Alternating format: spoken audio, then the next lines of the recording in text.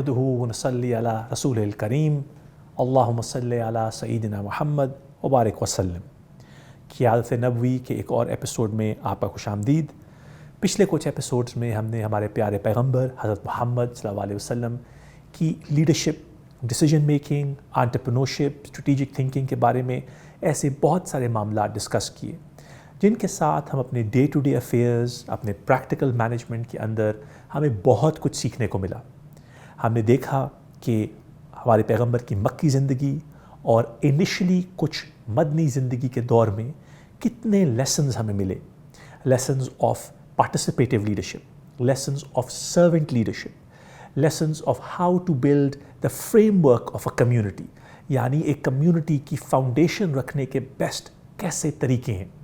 یہ ہمارے پاس وہ ایک فریم ورک ہے، یعنی ایک ایسی سیکرٹ ساس ہے جس کو ہم ایز این امت یوز کر کے بہت سارا کچھ گین کر سکتے ہیں، ناٹ اونلی اس دنیا کے لیے بٹ آخرت کے لیے ایز ویل۔ ہمارے ساتھ ایک دفعہ پھر اس ایپیسوڈ میں شیخ بلال احسن ہیں۔ شیخ صاحب ویلکم۔ جزاکم اللہ خیر عمر۔ نحمدہ ونصلی علی رسولہ الکریم اللہم صلی علی سیدنا محمد وعلی آل سیدنا محمد وبارک وسلم۔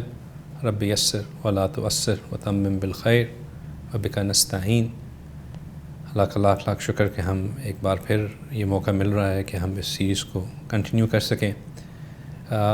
ہم الحمدللہ نبی پاک صلی اللہ علیہ وسلم کی مدنی زندگی کے آغاز میں جو آپ صلی اللہ علیہ وسلم نے لیڈرشپ سکلز کو استعمال کرتے ہوئے ایک ایسے نازک موقع پہ جہاں پہ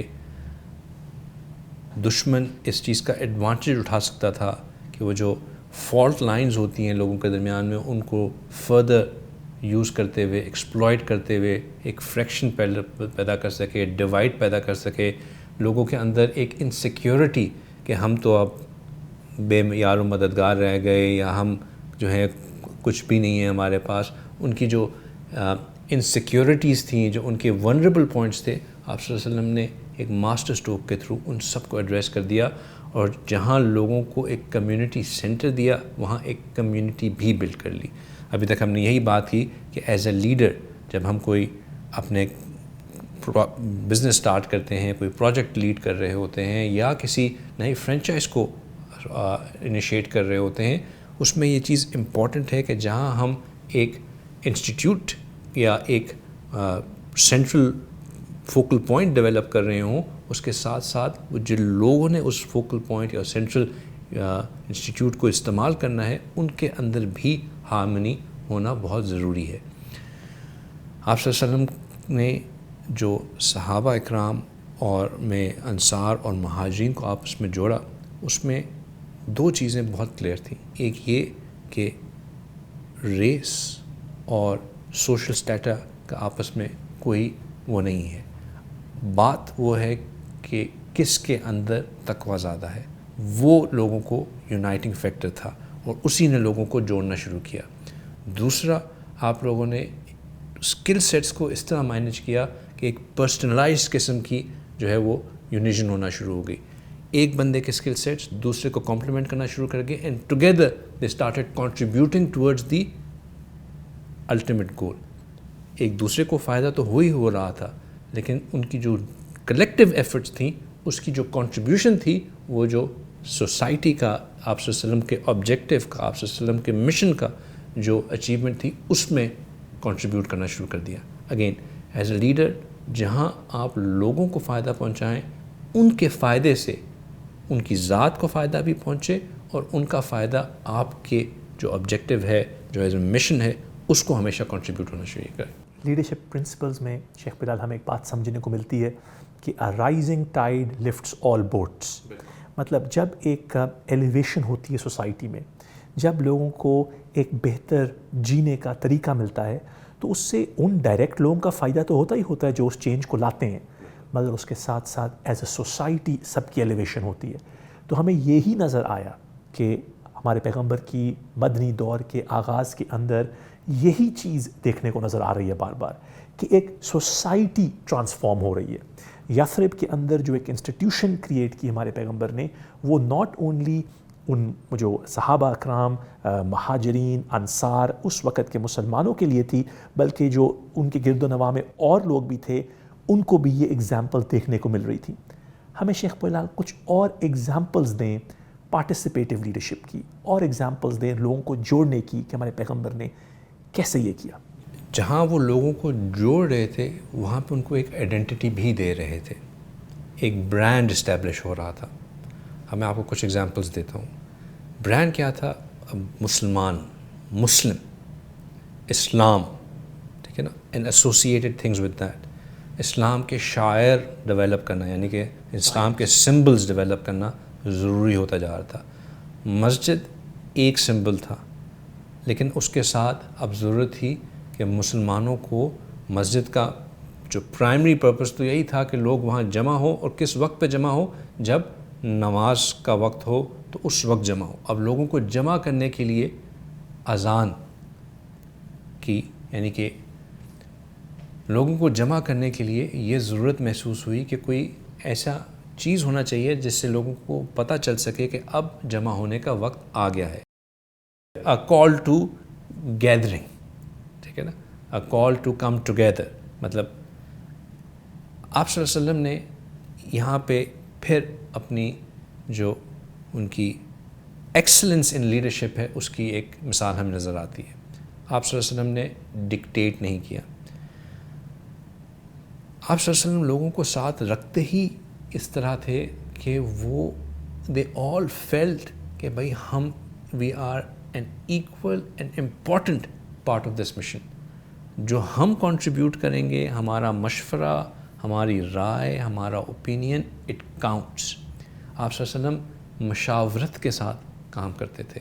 آپ صلی اللہ علیہ وسلم ایکول اپرچونٹی دیتے تھے ہر ایک کو to come and give their opinion in two things, جس سے ایز اے کمیونٹی وہ فلرش کر سکے۔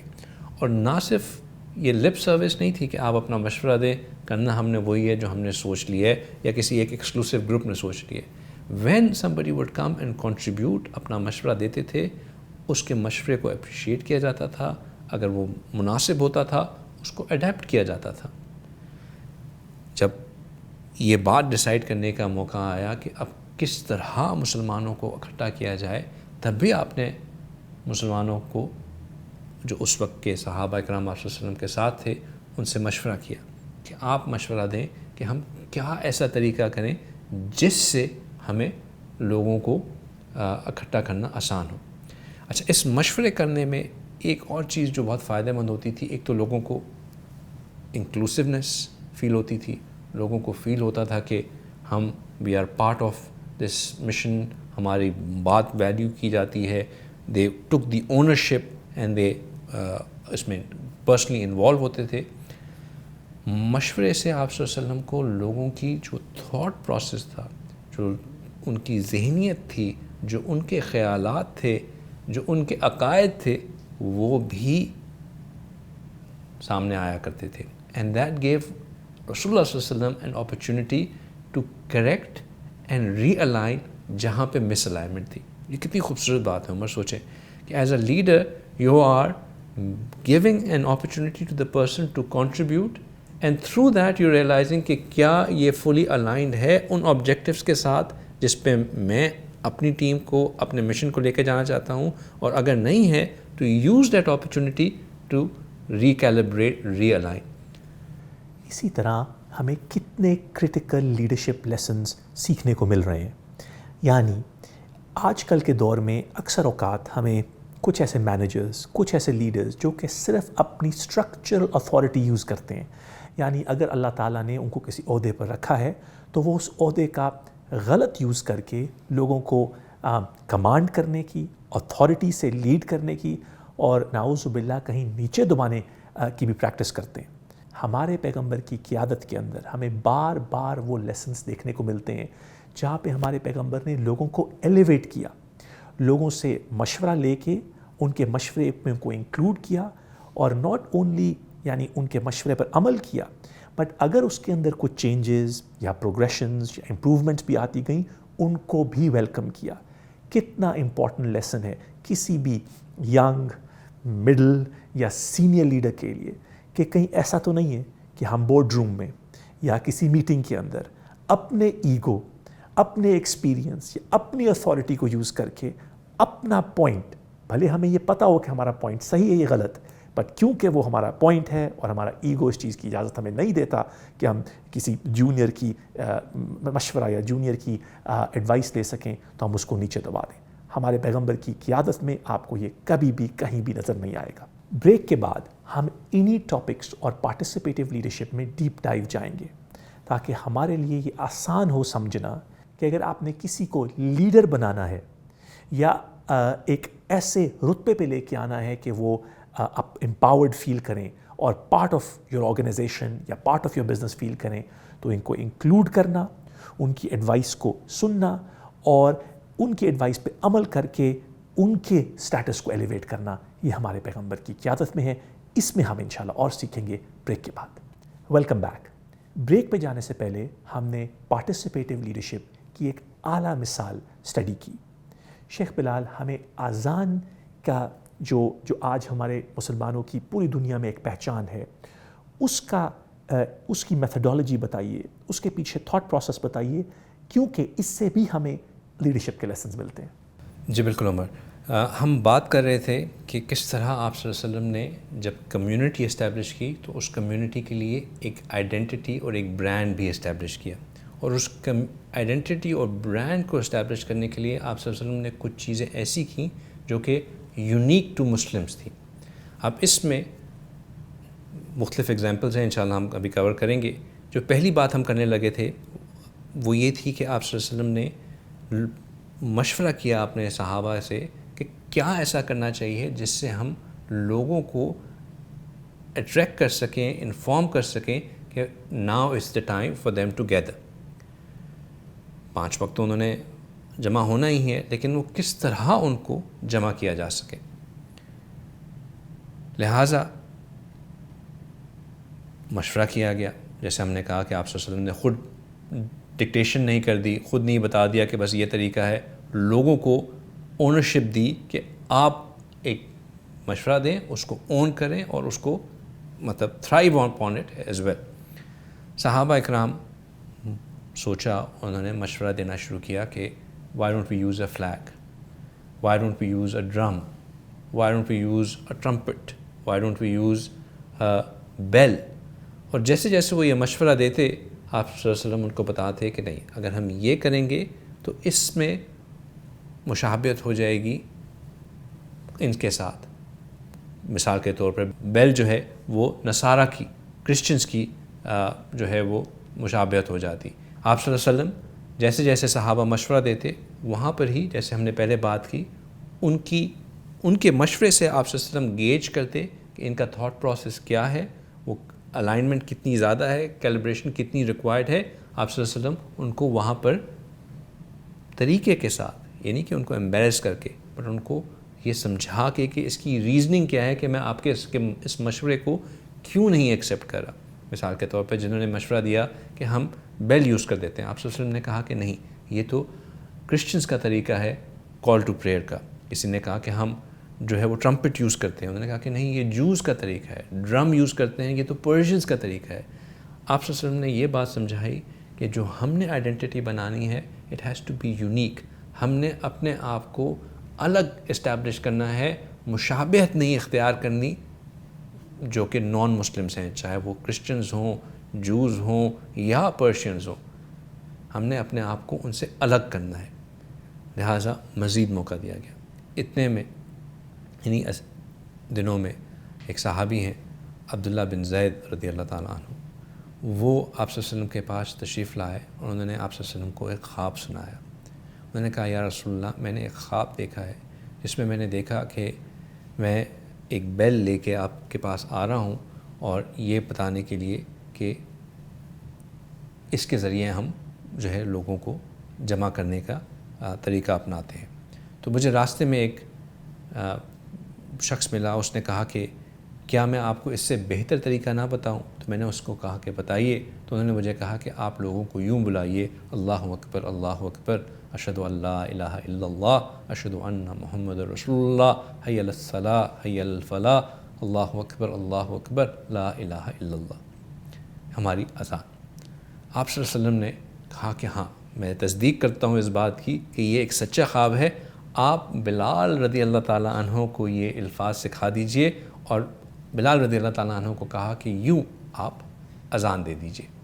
جب انہوں نے اذان دی تو عمر رضی اللہ تعالیٰ عنہ فوراً تشریف لائے، انہوں نے کہا کہ یا رسول اللہ، میں قسم کھاتا ہوں کہ میں نے بھی بالکل یہی خواب دیکھا ہے اور اس میں بھی میں نے یہی الفاظ سنے۔ تو یوں جو ہے اس کے علاوہ اور بھی صحابہ اکرام نے کہا کہ ہمیں بھی خواب میں یوں ہی نظر آیا ہے کہ اسی طرح کی اذان دینے کا بتایا گیا ہے۔ یوں مسلمانوں کی اذان جو ہے اسٹیبلش ہوئی۔ اب یہ اذان جو ہے لوگوں کے مشورے سے اسٹیبلش ہوئی، آپ صلی اللہ علیہ وسلم کی ویلیڈیشن پہ اسٹیبلش ہوئی، اور اس میں جو بات ریمائنڈر ہوئی وہ بھی back again to the mission, Allah اکبر اشہد ان لا الہ الا اللہ اشہد ان محمد رسول اللہ۔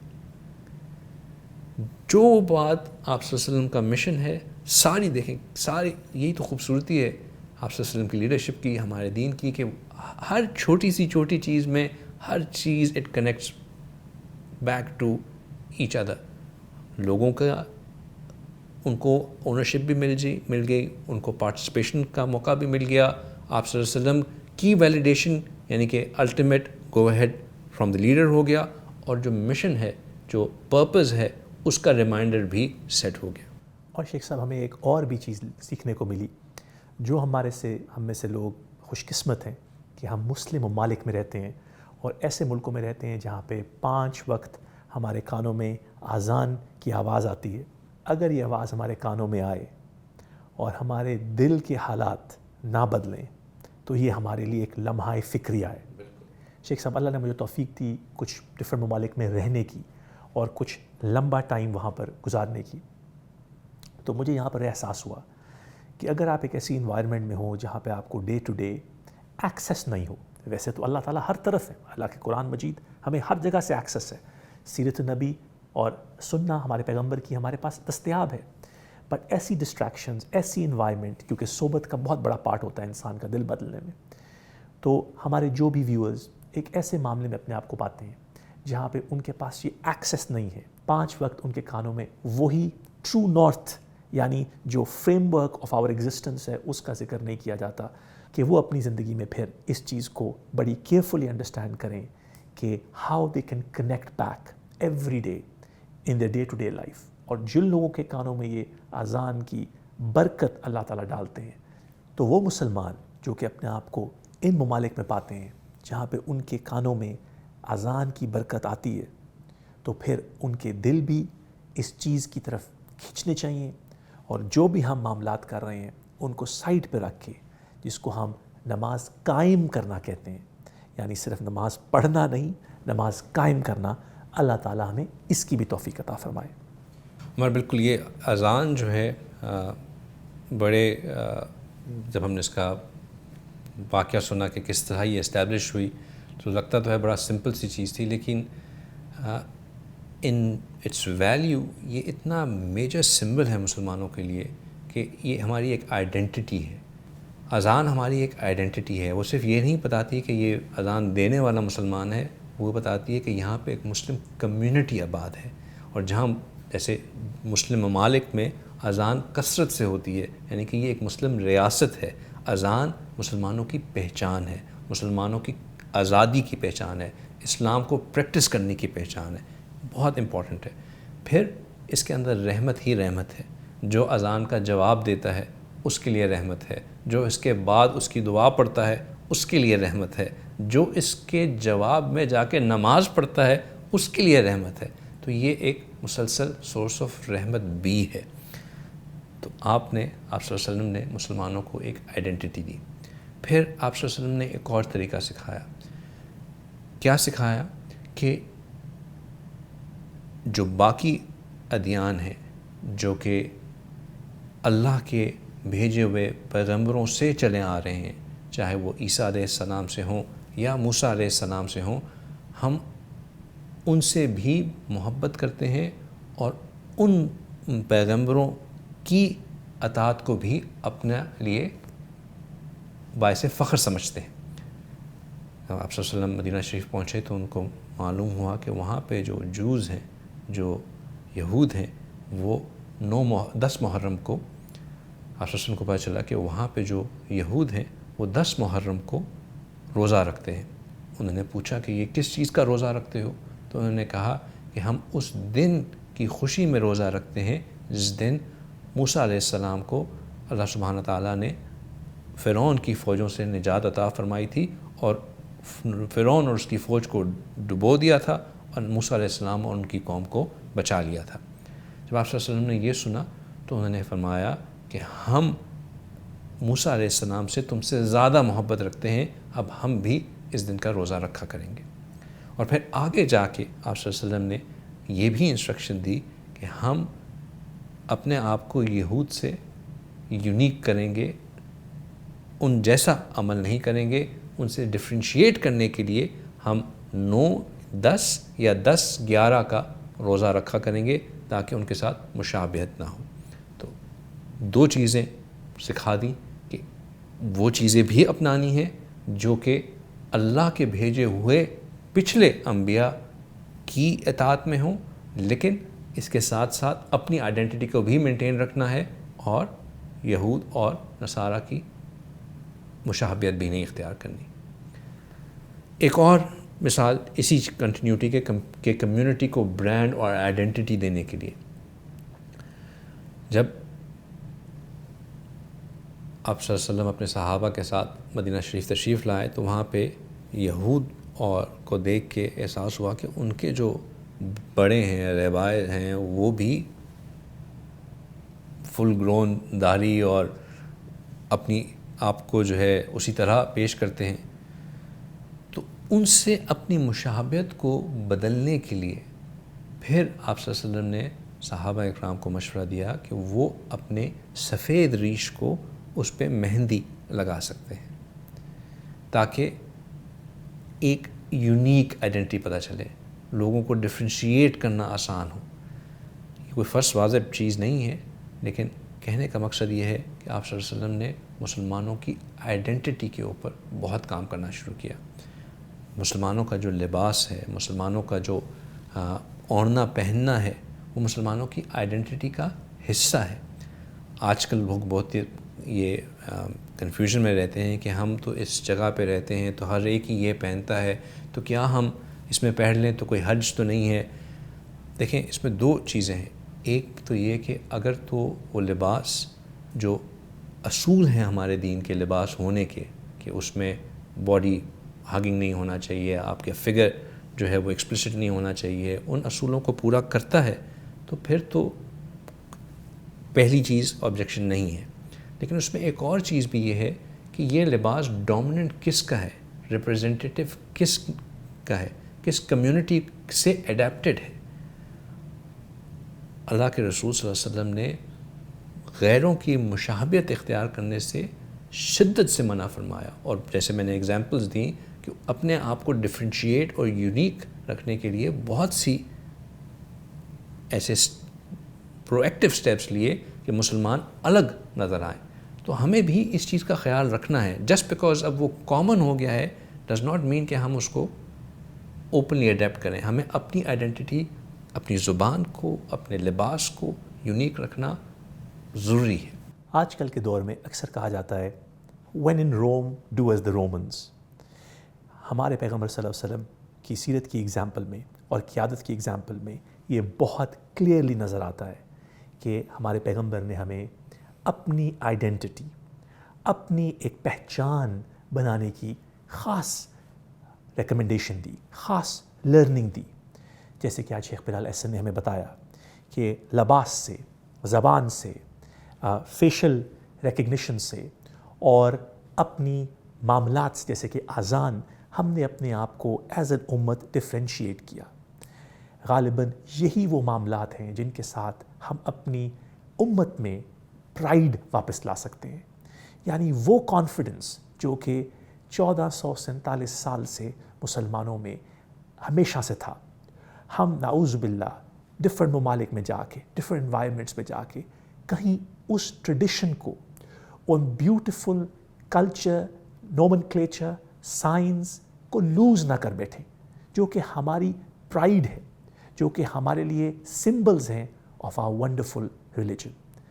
میں اپنے لیے بھی اور سننے والوں کے لیے دعا کرتا ہوں کہ جیسے جیسے ہم ڈفرینٹ کلچرز میں اڈیپٹ کریں، جیسے جیسے ہم دنیا میں ٹریول کریں، تو اپنے ان ویری ویری پراؤڈ اور بلیسڈ ٹریڈیشنز کو کہیں لوز نہ کر دیں۔ انشاءاللہ قیادت نبوی کی انہی لیسنز کو لے کے اگلے ایپیسوڈ میں حاضر ہوتے ہیں۔ السلام علیکم۔